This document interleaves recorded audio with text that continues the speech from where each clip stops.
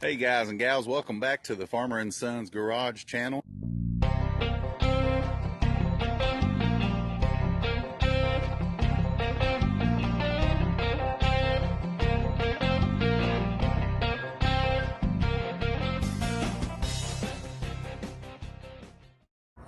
Alright, so this will be episode number 9 of the Pickle Build.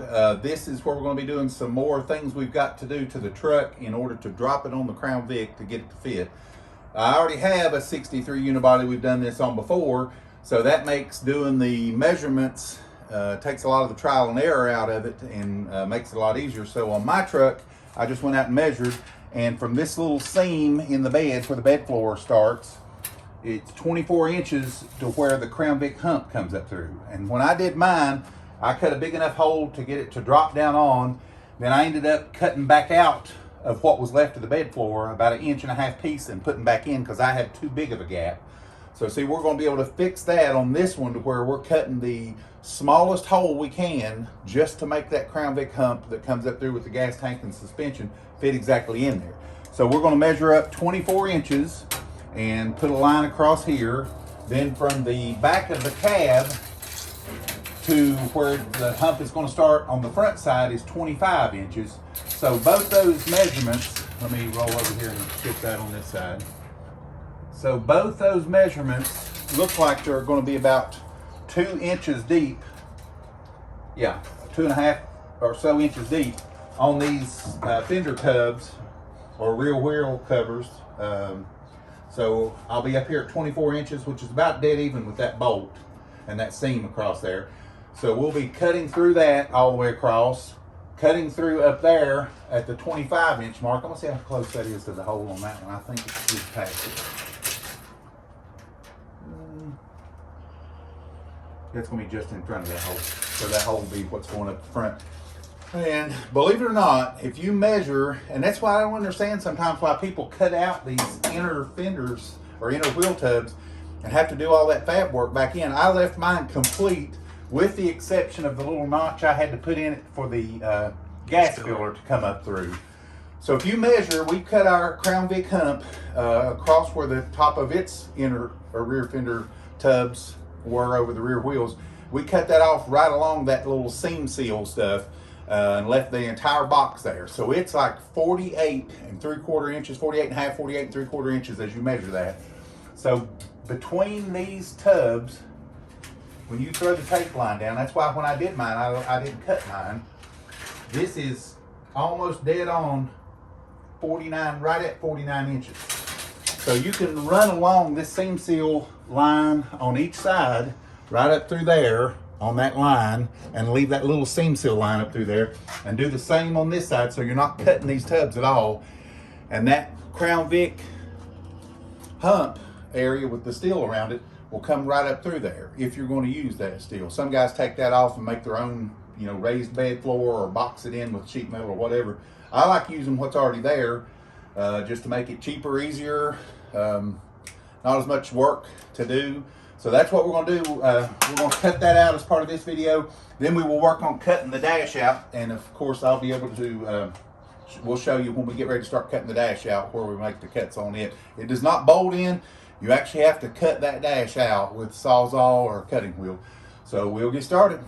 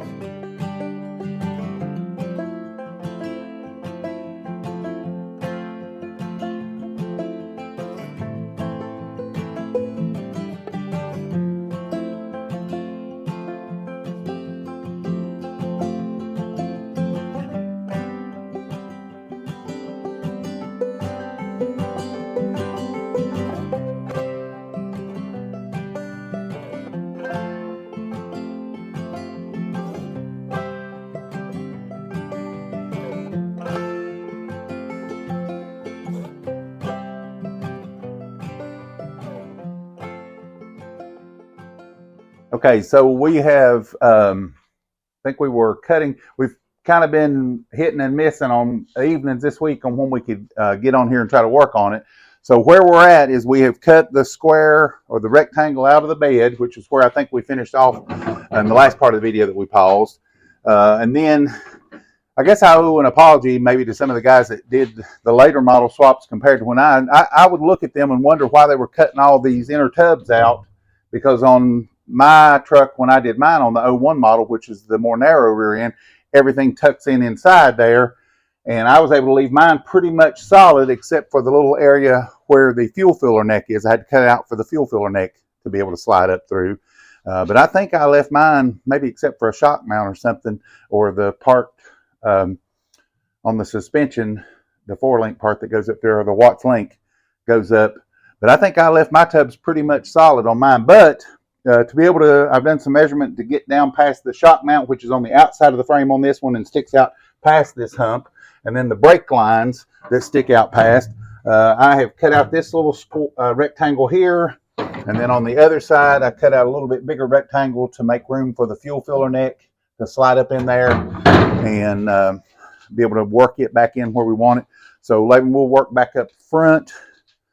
And what we're going to do is show you we're ready to try to drop the truck down. So we've cut the floor, the firewall, and the dash out. We've still got to do some trimming on the dash. We just did a rough cut across it, and it's real jagged and pretty crappy. If you want to show down in here, we've started cutting out the side of the firewall on the Crown Vic, and I try to shape it to the shape of this part of the cab so that when that drops down in there, we can just take like a little piece of angle iron or a piece of I try to make that as close to that as I can so that we can just weld those together and seal that off.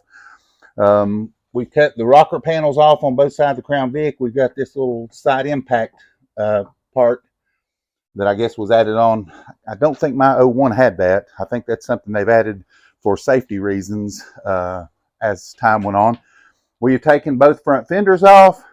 When you're doing that, there is a bolt that's way down here behind the inner fender, and what I did is I just stuck the Sawzall in there and cut the bracket off that it's bolted to. That was a lot easier for me than going in there and trying to fight for that on both sides. So when you're trying to take the fender off, you'll realize there's still something there, and it's a bolt way low that you can take a Sawzall blade and cut off. Is what the bracket I did on both sides. When you take the fenders off, you'll have two ground wires somewhere kind of in the middle, and I've just bolted them back to this support rod on the Crown Vic for the time being.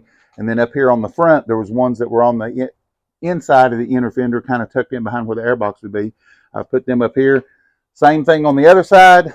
When you take the fender off, you'll have some tucked in right here beside the battery. I think it was two separate places. There's like 2 or 3 on one, and I actually bolted this one back in here where it was.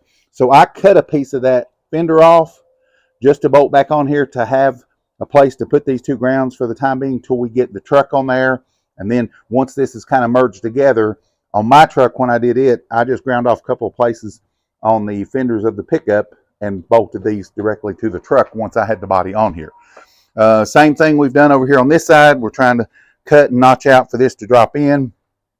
And you have to cut right up. I may still need to trim a little more. The plastic box that's in here that's part of your heating and air.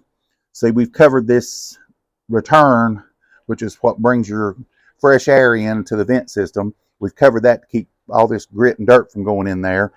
And we've cut the rocker off on this side. We've trimmed up which of course this is horribly rough.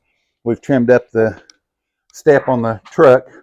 So we're going to try to do a drop here and see how close we can get the truck to sitting down on the Crown Vic body, and see how much more trimming we need to do. So once we drop this, we'll come back and show you where we're at.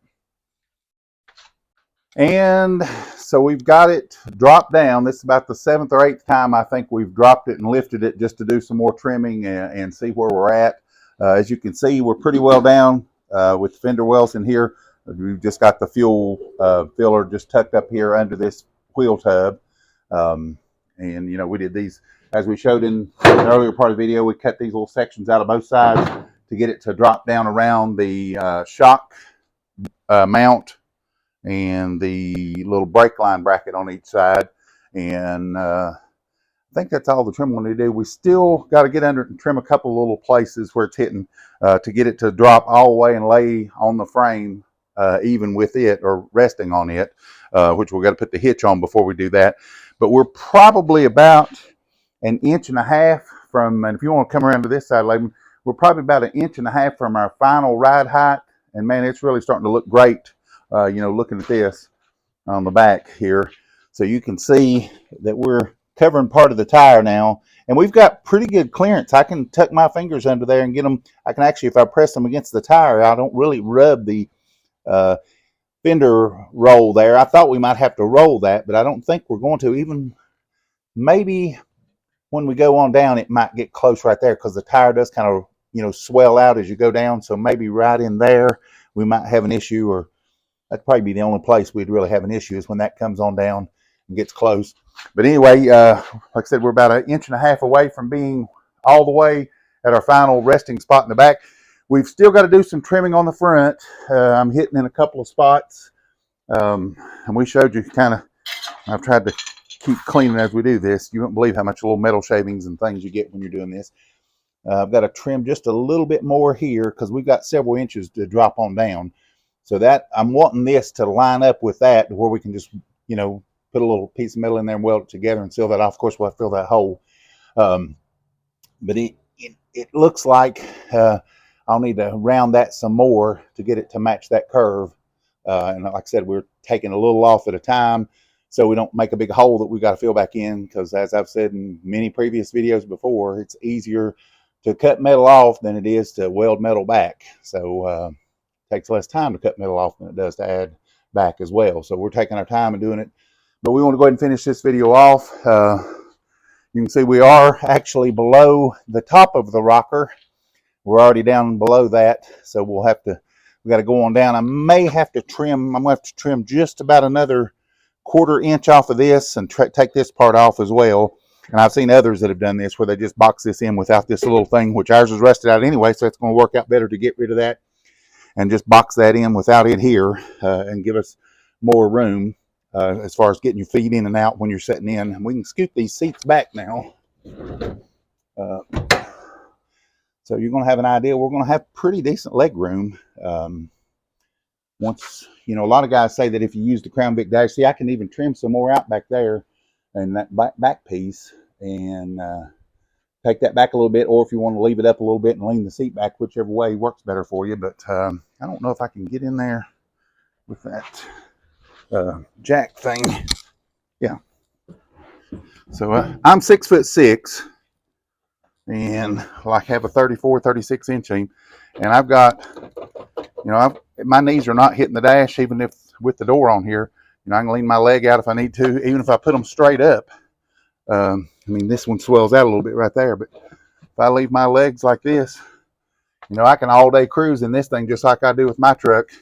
And, you know, a lot of these trucks, when you get in them when they're stock, the way the wheel sits up and the way the bench seat was, I would feel like the steering wheel was almost against my belly, which is kind of an odd, you know, feeling.